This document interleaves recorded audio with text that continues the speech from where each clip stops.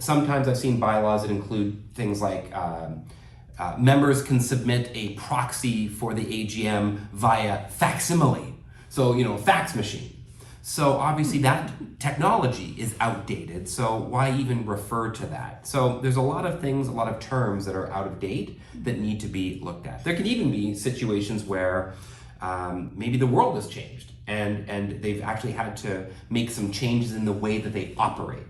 So it makes sense to look at your bylaws every few years and just make sure that nomenclature is consistent, it's up to date. Hi everyone, welcome to another episode of the Strategic Nonprofit Podcast. I'm your host, Trista McIver, and today we're going to be looking at bylaws. More specifically, what they are and how they help to govern your organization. We all know those dusty documents that you keep in a binder on a shelf somewhere in the office. But all kidding aside, bylaws are critical and every organization needs to have them. But why do you need them? How do they help us? And how often should we be reviewing them and why? So many questions, so little time. I'm glad that we have with us today the CEO of AMC NPO Solutions, Tom Abbott. Welcome to the Strategic Nonprofit Podcast. Tom, it is great to have you here. Why, thank you for having me, Trista. I'm excited to talk about all things bylaws. Yeah, so Tom, what are bylaws and what purpose do they play in a nonprofit organization? Well, they play a very important role. So let me start first with, what exactly are bylaws? So bylaws are those long documents that you would typically have for your not-for-profit organization that essentially outline the general operational rules. What are the rules? How do we actually conduct ourselves day to day in this association? Things like categories of membership, maybe the rules for how board meetings should be handled, AGMs as well, terms of office for board members. All of these types of things would be included within your bylaws. And why is it important to review your bylaws? Well, over time, sometimes your bylaws end up being out of date. I've seen bylaws that have terms that are, from the dark ages. So they're referring to everyone as he, for example. Right. And then some people do an update and they go, okay, he/she. And it's like, okay, well, we don't need to have he, she. Why don't we just say, they, for example. So you want to be updating terminology. Sometimes I've seen bylaws that include things like members can submit a proxy for the AGM via facsimile. So, fax machine. So obviously that technology is outdated, so why even refer to that? So there's a lot of things, a lot of terms that are out of date that need to be looked at. There can even be situations where maybe the world has changed and they've actually had to make some changes in the way that they operate. So it makes sense to look at your bylaws every few years and just make sure that nomenclature is consistent, it's up to date, you're not using only he or he, she, for example, and that you don't have any dated terms that refer to outdated technology, for example. Yes, exactly. And I know a lot of organizations have had to add in, say, meeting virtually, right, opposed to in the location. In person, yeah. Right, exactly. Yeah. So especially with the whole COVID situation over the last few years, we've seen more and more organizations need to actually meet virtually for either board meetings and or AGMs or general meetings. But sometimes their bylaws may not have permitted that. So the bylaws may actually have specifically said, meet in person or meet at the association office or meet at a hotel. They've been so specific around how meetings need to be conducted, which is actually not the way to do it. You need to have more of a general approach to just say the board will meet X number of times a year, or the AGM, members must meet at the AGM. But what does, you don't have to define meeting. Meeting can be live in person and or virtual. It could be a hybrid approach to that. So you want to make sure that your bylaws allow for such meetings to happen. Right. So how often would you say that you should update your bylaws? How often should you? I'd say you should take a good look at them, maybe every 2 or 3 years. Now, it doesn't mean you have to do a major revamp of the bylaws every 2 or 3 years, and they probably won't need that. But let's be honest, most boards have actually never looked at their bylaws since incorporation. Conception. Exactly, right? They haven't looked at them at all. Yeah. In fact, I just had a call the other day with a group that hadn't looked at their bylaws, I think, since 1991. So it's a good time to take a look at them, and I think every 2 or 3 years, just to ensure that they're current, they're up to date. I mean, if there's anything that we learned about associations over the last few years, is that things can change quickly and they change dramatically. So I think just having a pair of eyes looking at bylaws every 3 years or so will just make sure that everything is current and up to date. So what would be the consequence of having outdated bylaws? Wow, okay. Things not getting done. So, for example, a call I had just the other day with a group, because they don't have certain things in their bylaws, it actually slows down progress.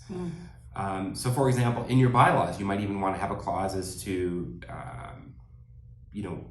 any items on the agenda have to be put on the agenda 30 days before the AGM, for example. Or we don't accept nominations from the floor, for example, at an AGM. Right.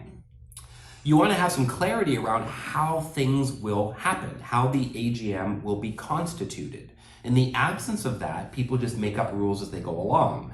And then, of course, meetings take a lot longer, and sometimes they're actually not going well. Like, it's not going right. These are not the way that things should go. And there's a lot of disputes, but there's no living, breathing document that we can all refer to and go, here are the rules. Here's how we conduct ourselves as a society. Here's how we conduct our AGM. In the absence of that, you've just got chaos at meetings and a lot of conflict, and no higher authority where you can determine, this is how we govern ourselves. So the consequences to not having updated or accurate bylaws is things just don't get done. They take a lot longer, and you actually might find your nonprofit not in compliance with, let's say, the Societies Act, for example.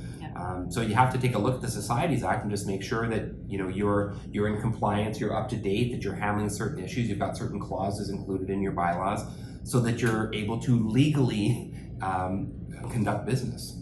Yeah, exactly. So with a bylaw review, could you explain to us what the process would be and how long would that take? Yeah, I mean, so typically we get a lot of NPOs that reach out to us that say, can you all do a bylaw review for us? So typically the review looks at like an audit. So we'll take the bylaws and we'll just do a look through initially and see what's the lay of the land, what's included in those bylaws. And then we're just doing an audit and seeing, are there certain things that are there that shouldn't be there? Are there certain things that should be there that are not there? So we take note of that. We're also looking at terminology as well.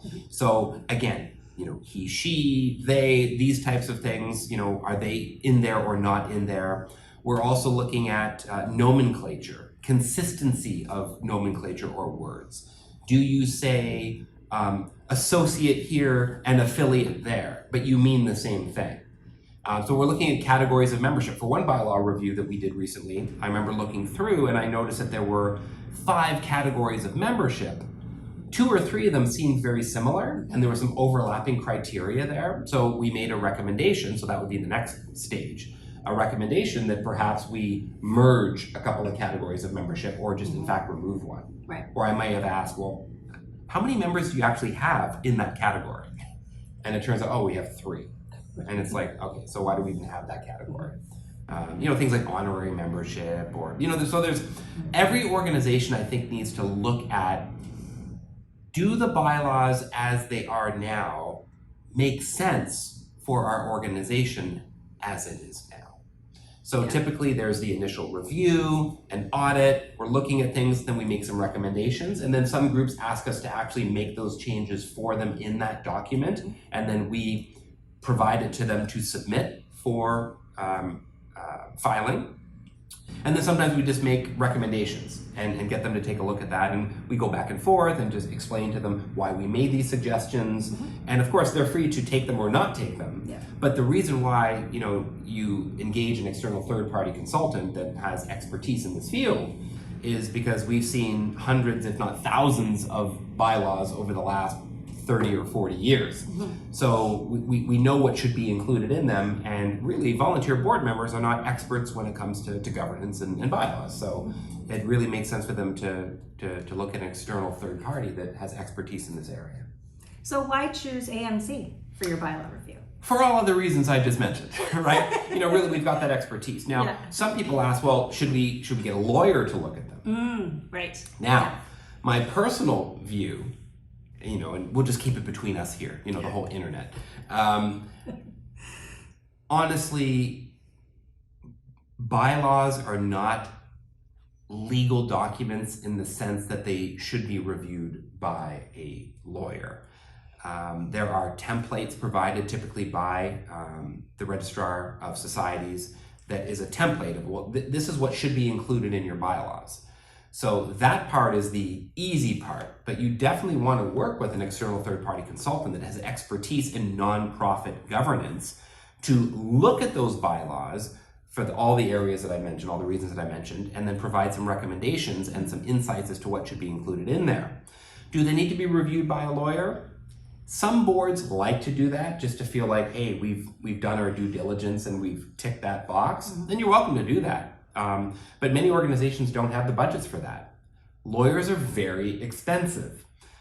So honestly, the worst thing that can happen when you do a bylaw review, for example, with AMC or anyone else, and we look through the bylaws and we make our recommendations and then you submit those for filing, is that they come back with adjustments or revisions and are not accepted. Well, guess what? We're able to take a look at that, find out the reasons why, make those changes, and then simply resubmit. So there's no consequence to not having them reviewed by a lawyer, and that's just my opinion.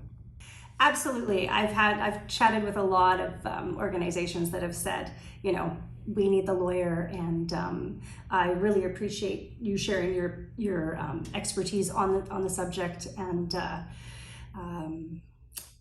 thank you very much for joining us on the podcast today. Well, it's been my pleasure. Love talking about bylaws. It's a very important topic. I think it's an focused area of governance, and I think more boards need to spend some time looking at this, especially now more than ever. I think boards need to take a look at good governance and make sure they're in compliance with everything, and just work with a group like us. You can set it and forget it, and just know that it's going to get done. Exactly. Thanks, Tom. Thanks. Chances are your bylaws are outdated. They probably haven't been looked at in years, still reference outdated technology like fax machines, use the word he throughout, and don't reflect the latest provincial and federal requirements. AMC MPO Solutions updates the bylaws of many organizations every year. So you can be sure that we're up to date on the latest requirements, regulations, and evolutions when it comes to reviewing your bylaws. Ensure your organization operates at a legal, professional, and trusted level by contacting us for a bylaw review today. Simply follow the link in the description or head to AMC MPO Solutions Bylaw Reviews.